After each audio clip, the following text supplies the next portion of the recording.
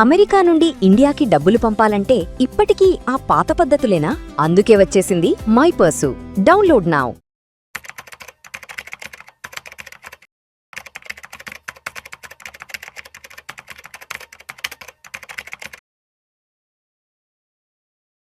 Hello everyone, I'm Madhvi Reddy. I'm a certified financial planner and chartered wealth manager. So welcome to weekend wrap up. So markets ఈరోజు చాలా పాజిటివ్గా close అయ్యాయండి. So almost again Nifty 24,200 అయితే gain చేయగలిగింది. So 244 points massive rally అయితే ఈరోజు Friday రోజు చూస్తున్నాము. అండ్ అలానే మనకి సెన్సెక్స్ కూడా 827 పాయింట్స్తో 77,569 దగ్గర క్లోజ్ అయింది. సో ఇంత మనకి అంటే ఈవెందో అంటే అక్కడ మనకి ఒకవైపు యుఎస్ ఇరాన్ టెన్షన్స్ అనేవి అవగానే మార్కెట్స్ ఒక టైంలో మనం చూసుకున్నట్లయితే 24,000 కూడా బ్రేక్ అయ్యి నెగిటివ్గా వెళ్ళిపోయిన మార్కెట్స్ ఒక్కసారిగా పాజిటివ్గా రావడానికి మెయిన్ రీజన్స్ ఏంటంటే మనకి ఆయిల్ అనేది మళ్ళీ $76కి వచ్చింది. అలానే మళ్ళీ ఇవి కొంచెం మార్కెట్ ఏదైతే యుఎస్ ఇరాన్ టెన్షన్స్ ఏవైతే ఉన్నాయో అవి కొంచెం నెగ్లెక్ట్ చేసినట్టుగా మార్కెట్స్ అయితే దాన్ని ఇగ్నోర్ చేసినట్టుగా కనిపిస్తుందండి. So it has become so normal now. Markets అన్నీ కూడా ఈ పర్టికులర్ ఇరాన్ ఇష్యూ లేకపోతే యుఎస్ ఇరాన్ కాన్ఫ్లిక్ట్ గురించి కాకుండా క్రూడ్ ఆయిల్ ప్రైజెస్ మీదే ఎక్కువగా ఫోకస్ చేస్తుందండి. ఎప్పుడైతే క్రూడ్ ఆయిల్ ప్రైజెస్ $80 అయిందో మార్కెట్ పడవడం, అలానే ఎప్పుడైతే మళ్ళీ అది $76కి రాగానే మళ్ళీ మార్కెట్స్ అనేవి రీబౌండ్ అవడం అనేది గమనిస్తున్నాము. సో మార్కెట్స్ అయితే కంప్లీట్గా ఈ టెన్షన్స్ని అంటే ఈ ఫ్రెష్ టెన్షన్స్ అయితే పక్కకు పెట్టేసినట్టుగా మనకి కనిపిస్తున్నాయండి. ఇంకోటి ఏంటంటే గ్లోబల్ మార్కెట్స్ అన్నీ కూడా కొంచెం క్యూజ్ ఎస్పెషల్లీ కాస్పీ మార్కెట్ కానీ హ్యాంగ్జంగ్ అలానే మనకి జపాన్ నికీ ఇవన్నీ కూడా ఏషియన్ మార్కెట్స్ అన్నీ కూడా పాజిటివ్గా ఎండ్ అవ్వడంతో మన ఇండియన్ మార్కెట్స్ కూడా కొంచెం పాజిటివ్గా మనకు కనిపిస్తున్నాయి. అలానే ఎఫ్ఐఐస్ బయింగ్ కూడా ఓవరాల్గా అంటే జూలై 1 నుంచి జూలై 6 అంటే ఈ ఒక 6-4 అంటే 5-6 సెషన్స్ నుంచి చూసుకుంటే దాదాపుగా 8,280 crores బయింగ్ అనేది జరిగిందని. అంటే సెల్ చేస్తున్న చాలా తక్కువ అమౌంట్తో సెల్ చేస్తున్నారు, బట్ బయింగ్ అయితే కన్సిస్టెంట్గా వస్తుంది. అది కూడా మన ఇండియన్ మార్కెట్స్కి ఒక ఫ్రెష్ న్యూస్గా కనిపిస్తుంది. అంటే సెల్లింగ్ ప్రెషర్ ఒకవైపు తగ్గింది, బయింగ్ అనేది కొంచెం సెల్లింగ్ కన్నా బయింగ్ అనేది చాలా ఎక్కువగా కనిపించడంతో అది కూడా మన మార్కెట్స్కి చాలా పాజిటివ్గా అనిపిస్తుందండి. అలానే ఇంకొక డేటా అనేది వచ్చింది మనకి జూన్ యాంఫీ డేటా వచ్చిందండి. ఈ జూన్ యాంఫీ డేటాలో మనకి చాలా important క్యూజ్ for the stock market కనిపించింది. ఒకటి ఏంటంటే ఎస్ఐపీస్ పెరిగాయండి. అంటే అందరూ ఏమనుకున్నారంటే ఈ మార్కెట్స్ రిటర్న్స్ ఇవ్వడం లేదు, లేకపోతే ఈ విధంగా ఒకసారి 24,000 రీక్లెయిమ్ చేస్తున్నాయి, మళ్ళీ 24,000కి నుంచి కిందకు వచ్చేస్తున్నాయి. సో ఈ వాల్టిలిటీలో కూడా ఎస్ఐపీస్ అయితే రికార్డ్ స్థాయిలో 32,000 కోట్లు మనకి ఎస్ఐపి బుక్ అనేది పెరిగిందండి. So that is very good news అని చెప్పొచ్చు.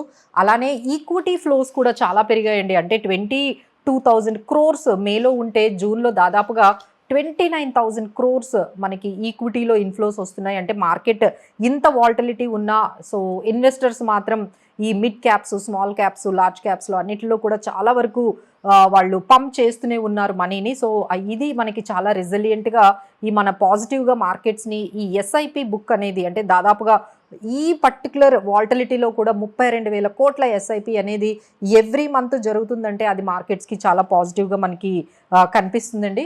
బట్ మేజర్ అటెన్షన్ అంతా కూడా టీసీఎస్ తీసుకెళ్ళిపోయింది. So TCS has started with అంటే మన ఈ కార్పొరేట్ రిజల్ట్ సీజన్ని టీసీఎస్తో స్టార్ట్ చేశారు. సో అది కూడా స్టెల్లార్గా మంచి అంటే అందరూ ఎక్స్పెక్ట్ చేసినట్టుగా కాకుండా అంటే ఐటీ మనకి చాలా వరకు చూసాము. దాదాపుగా లాస్ట్ ఈ యుద్ధం స్టార్ట్ అయిన దగ్గర నుంచి యాంథ్రోఫిక్ కానీ ఆర్టిఫిషియల్ ఇంటెలిజెన్స్ ఈ ట్రాన్స్ఫర్మేషన్ ఇష్యూస్తో అన్ని ఐటీ మన ఇండియన్ ఐటీ కంపెనీస్ ఎస్పెషల్లీ 30% వరకు పడ్డాయి. సో దీని గైడెన్స్ ఎలా ఉంటుంది, టీసీఎస్ ఇచ్చే ఈ రిజల్ట్స్ గైడెన్స్ ఎలా ఉంటుందని మార్కెట్స్ అయితే కొంచెం అందరూ ఇన్వెస్టర్స్ కూడా చాలా యాంగ్షియస్గా చూసారండి. But again TCS has come out with some growth పొటెన్షియల్తో వచ్చింది. దాదాపుగా 5% రెవెన్యూ గ్రోత్తో మనకి వాళ్ళు రిజల్ట్స్ని నిన్న మనకి థర్స్డే రోజు స్టార్ట్ చేశారు. కార్పొరేట్ ఎర్నింగ్స్ని విత్ స్ట్రాంగ్ డెబ్యూతో స్టార్ట్ చేశారు.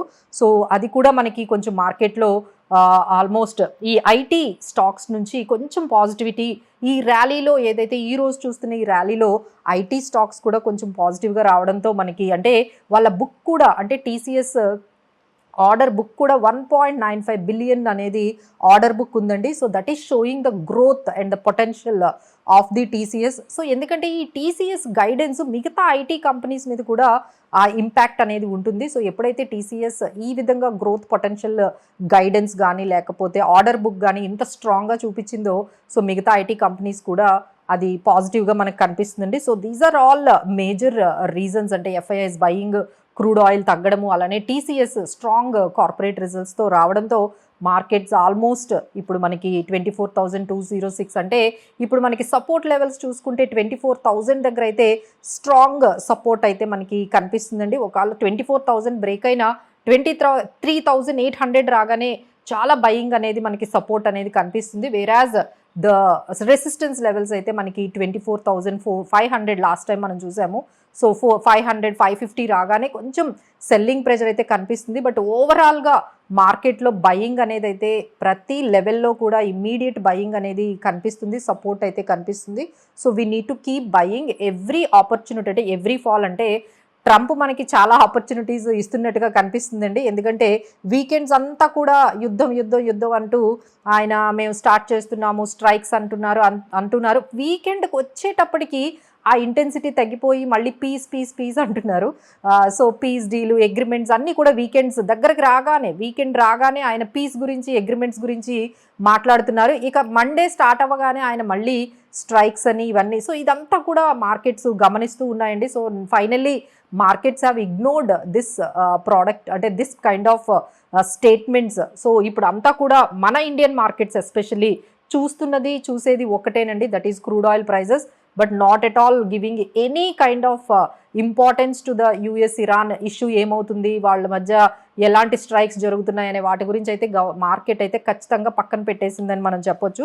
సో ఇక్కడ నుంచి మనం ఇలాంటి సిచ్యువేషన్లో ఎలాంటి స్టాక్స్ మనము తీసుకోవచ్చు, ఎలాంటి సెక్టార్స్ మనము పికప్ చేసుకోవచ్చు అనే దానికి ఫస్ట్ ఏంటంటే మనకి ఏఎంసీ కంపెనీస్ అండి. మీ అందరికీ తెలిసిందే ఎస్బీఐ ఫండ్ మేనేజ్మెంట్ కంపెనీ ఐపీఓకి రాబోతుంది, July 14th రాబోతుంది. సో దానివల్ల మిగతా ఏఎంసీస్ అయిన లిస్టెడ్ ఏఎంసీస్ అయిన హెచ్డిఎఫ్సి కానీ, నిపాన్ కానీ, ఐసిఐసిఐ ఇవన్నీ కూడా కొంచెం పాజిటివిటీ అనేది చూడొచ్చు. అలానే బ్యాంకింగ్ అండ్ ఫైనాన్షియల్ సర్వీసెస్ అవి కూడా ఇప్పుడు కార్పొరేట్ రిజల్ట్స్ రాబోతున్నాయండి.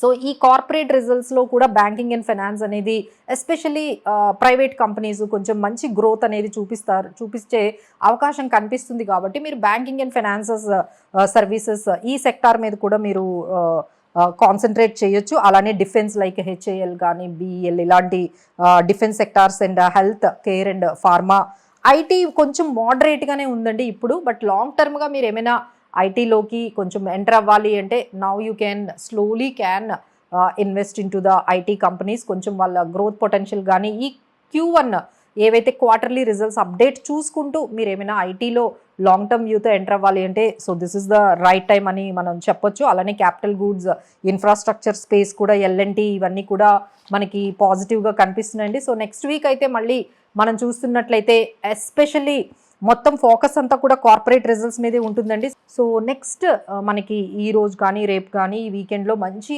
కొన్ని పెద్ద కంపెనీసే కార్పొరేట్ రిజల్ట్స్ని అనౌన్స్ చేయబోతున్నాయి. అందులో మనకి చూసుకున్నట్లయితే ఇండియన్ బ్యాంక్ ఒకటి ఉంది, LNT finance, bank of Maharashtra, అలానే మనకి జస్ట్ డయల్, డీమార్ట్ ఇవన్నీ కూడా మనకి ఈ కార్పొరేట్ రిజల్ట్స్ అనేవి మన నెక్స్ట్ ఫ్యూ డేస్లో 1-2 డేస్లో మనకి రాబోతున్నాయి. సో ఈ మార్కెట్ని ఇక్కడ నుంచి 25,000 లెవెల్కి, 24,400, 500 లెవెల్స్కి తీసుకెళ్ళాలి అంటే స్ట్రాంగ్ కార్పొరేట్ రిజల్ట్స్ కానీ వచ్చినట్లయితే definitely it can take it అండి. But only provided the crude oil prices అయితే మనకి $72, $73 ఈ రేంజ్లో కానీ ఉన్నట్లయితే it is going to be very positive. ఒకవైపు ఏమో మనకి రూపీ కూడా చాలా పాజిటివ్గా 95.25 అండి, అది కూడా 94 కానీ వచ్చినట్లయితే ఇంకా మన మార్కెట్స్కి చాలా పాజిటివ్ అవుతుంది.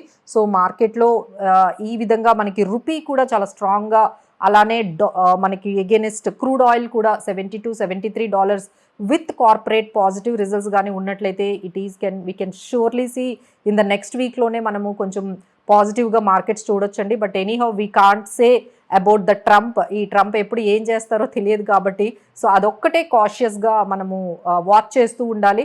Apart from that everything is positive for the next వీక్లో అయితే మనకి ఈ కార్పొరేట్ రిజల్ట్స్, మిక్స్డ్ రిజల్ట్స్ కానీ పాజిటివ్ రిజల్ట్స్ ఏమొస్తాయో దాన్ని బట్టి మనకి స్టాక్ స్పెసిఫిక్గా సెక్టార్ స్పెసిఫిక్గా మార్కెట్స్ అయితే ట్రెండ్ ఉంటుందండి. So thank you so much for watching.